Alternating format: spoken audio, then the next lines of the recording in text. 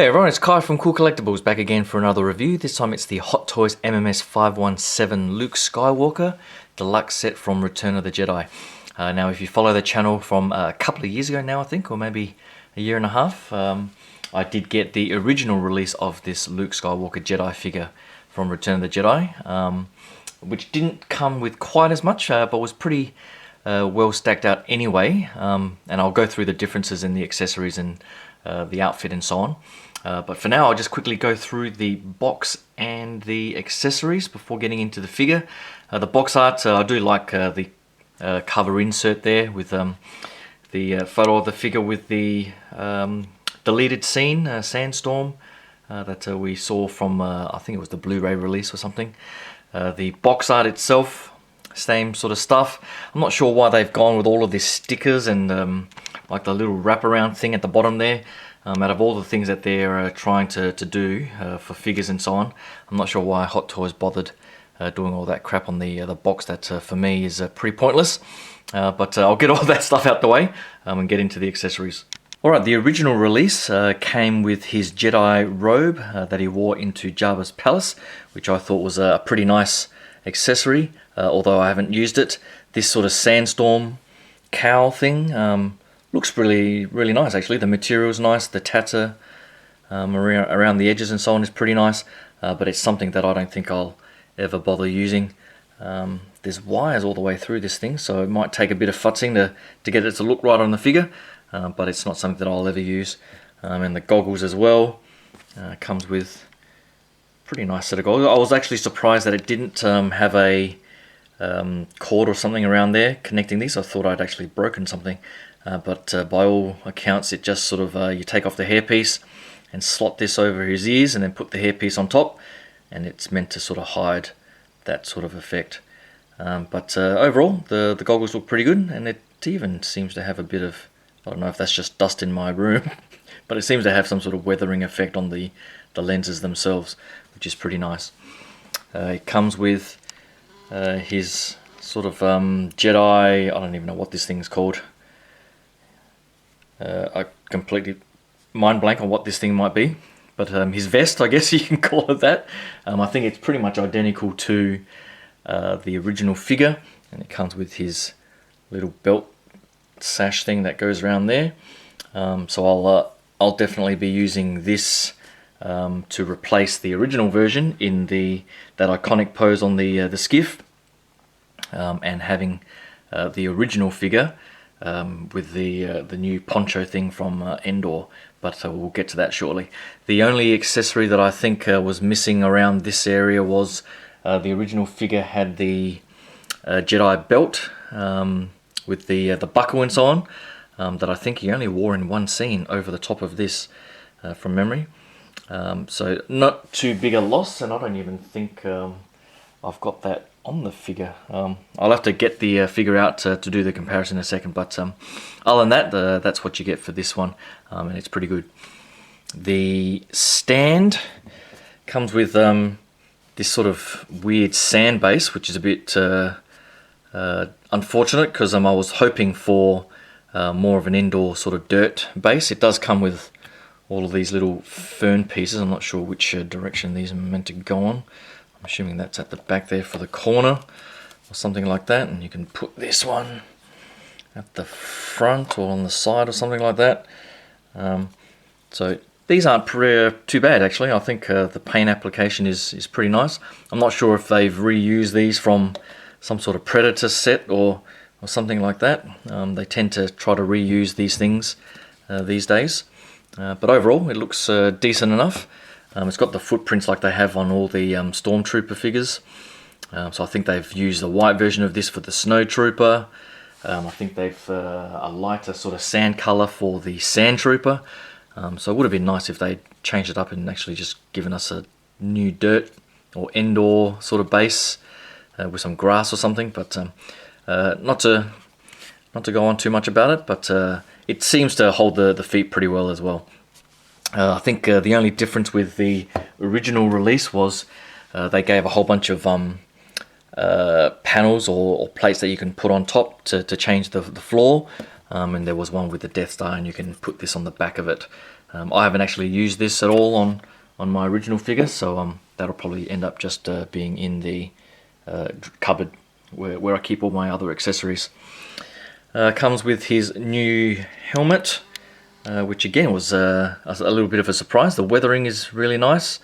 This top bit is actually fabric, which is surprising. I was thinking it was going to be the same sort of plastic as everything else, but they've actually molded in or folded in some fabric, which is a nice touch, and it's nice and weathered up, which is good. This strap scares the crap out of me though. It's only glued on the side here, so watch out how to stretch this. And getting this over the ears, I think there's room or molding space for the ears that you might be able to just see there, but getting it over the head sculpt, I've already had issues with trying to get helmets on, what was it, the Robocop figure, a few others I think, I can't remember what else I've tried, and every single time I've sweated trying to get it without damaging the head sculpt. So for me, when I display mine, I'm just going to have him holding this like he's just taken it off, like he did in the movie. A bit paranoid, but I'm not going to try and risk damaging the head sculpts. Comes with his pistol, which is exactly the same mold as the original release, but not as well painted. So here's the original on the left, and you might not, it's pretty subtle, but I think this one here, the original release, has a far better sort of metallic silver wash on it to give it that nice sort of gun metallic weathering effect. This one is a bit plain in that regard, so it just looks like sort of matte black plastic. So I would say if you're going to pose it with the pistol, if you've got the original, I'd use the original, at least on mine, where the paint application is better. Comes with the lightsaber hilts. So the original one had the same swooshing effect, but I can't remember if the original one had the this different hilt. So this one here has I think the same hilt as the original figure, and again it's really tight, trying to get that blade off, so just be careful there. So for the most part, I think the the mold is the same. I can't tell too many differences, but the paint application, it doesn't have all the gold effects. So this one's got the weathering black effect. It's got a silver outline here instead of the gold outline. This bottom part is all sort of weathered up, and I'm actually seeing there are some sculpting differences. So this one on this side has that sort of design, and this one's got this weird thing here hanging off. So I'm not actually sure where or how he wore or used these two versions. I'm not too much of a lightsaber hilt expert. I just noticed that it's got these line markings here as well, as opposed to here. So I'll probably have to go back to the movie to see where he used this. I'm not sure if this is just part of the deleted scene or he actually used it in the movie. But I'll find out and figure out exactly where I can use it. In my original figure on display there, I've just got him holding this particular lightsaber. I never used the light up arm, and I think this light up arm is pretty much identical to the original release. It was an absolute pain in the ass trying to get that in, and I'm not going to try it with this particular figure. I'm not even going to try and check out the batteries, to be honest. You guys all know and love that from some of the other figures that you might have that have this same sort of arm. The hands wise, there are a different sort of assortment of hands. There are some that overlap, so I think this sort of two finger force thingy is the same. So you get that one. I think you get this one is the same as well, this splayed out action hand, and I think this fist is also the same. I've got this hand on the original figure. I think it's just holding his lightsaber, so I think that might be the same. I like the weathering and burn effects there, but I think this one might be different. I don't think the original figure had this left hand, and these gloved hands are new as well, I think. Oh no, he might have had the fist, but I don't think the original figure had a pistol holding gloved hand. So I might use this for the indoor scene. I think the original release, just grabbing the original release hands that I think are different. The original release had this sort of weird force action-y type hand on the right. It had a ungloved pistol hand. It had this plain sort of force action-y type hand, or Superman flying hand, and this ungloved lightsaber holding hand. So if you've got both figures, you'll have plenty of hands and so on to pick and choose how you want to pose it. The original figure also had this handcuff accessory that is not included in this particular release. So it's a shame that they didn't release it as a 2-figure set, but I guess with all the stuff that they've got coming with these 2 figures, they probably figured they could get the more money out of collectors by splitting them up. I think the only 2-pack that I've got are the Stormtrooper, and I think there was the Snowtrooper, but of course the original 2-figure release for DX07 Luke Skywalker from Empire Strikes Back was probably the best value money that they'll ever release. I guess the biggest thing for this release is this head sculpt here and the windswept hair. Oh, aside from, of course, the head sculpt for this guy with his mouth slightly open, but we'll get to that shortly. But this one is essentially the same head sculpt as the original release, and I'll grab the other one out of the cabinet soon. I think it's exactly the same sculpt, but with his eyes looking to the right, his right, and the windswept hair, which you can take off. And I do actually really like this windswept hair there. That's where Hot Toys really does beat out the competition. The fine stranding in the hair on the sculpt, no one else can do it like them. It's just bizarre. I'm not sure what technique they use, but everyone else's hair from companies like Asmus and even Interbay and so on, I find it all sort of starts getting clumpy in the hair, and you don't get that fine stranding, which really adds to the realism. And they've done a fantastic job with this windswept one. I wouldn't even have minded if they'd gone a little bit more with the windswept look, but this sort of subtle effect is pretty good. A lot of people have complained about the sculpt, and I'm not sure if there's any minor tweaks. The original release did have that sort of fish mouth effect, which this one sort of slightly does as well. But the paint application is fantastic, and the slight look to his right is really bringing out this the likeness, if you ask me.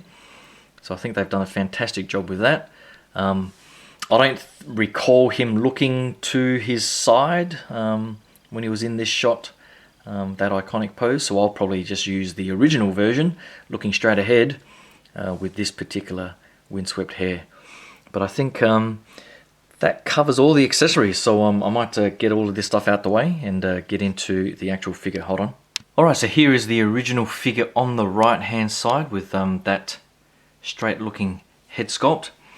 And now I've had a closer look at the new one. I'm not actually sure if it's exactly the same sculpt or not. I have to say that just some of the subtle differences in the facial skin paint application, I would have to say the new one seems to have a little bit more detail to it. In comparison, this original one, the paint application, even from a normal sort of viewing distance, seems a little bit more undefined, if you want to call it that. It looks a little bit flatter, a little bit paler. I think this one here just has that little bit extra depth and freckling to it, so it really does add a bit more realism. And you can sort of see around the chin and so on, there's a bit of difference. So I'm not sure if it's exactly the same sculpt or just a much improved paint application. I'll have to swap out the hair sculpt once I rearrange the figures exactly how I want. But I will be posting up some more photos on the Facebook page, so head over there and check out the photos over the next couple of days. But it's actually making me think twice about using this one in this particular pose as opposed to the original head sculpt. So I'll have to see and pick and choose, but we'll do that over the next couple of days. But this sort of gives you an idea on what the original figure looks like and how I have it displayed. I probably don't have it in as best the pose as I've seen some of the other collectors who are much better at posing than I am. But I think once I get the poncho off, I'll be able to get this figure into that pose a lot easier because of the fat suit that's not on this new figure. I'm not sure if you can really tell in that particular pose, but you know, there was a lot of padding around the chest area, maybe even the legs, that really in some ways affected the articulation, but also gave him that sort of bulked up skin tight look to his outfit, which by all accounts is not on this version. I haven't taken the poncho off to confirm all of that, but I'll do that shortly. But that's just a quick look at the two figures.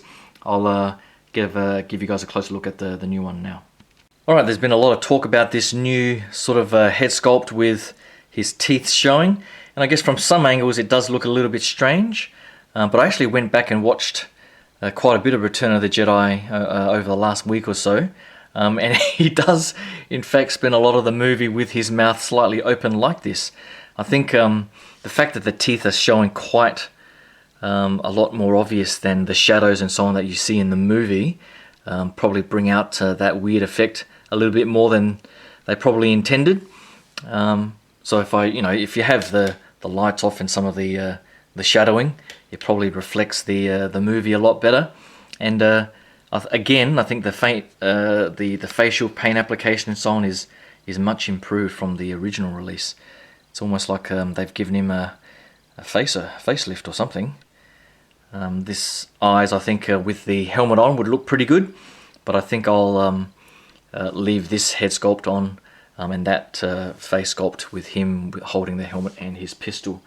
I'm just wondering if the hair is the same. Looks like the hair is, I don't know, you can actually almost tell a difference in some of the hair as well. It's like, with Hot Toys, they don't try to make their hair too light, and they just sort of give it some weird paint brushing that almost gives it a bronze look.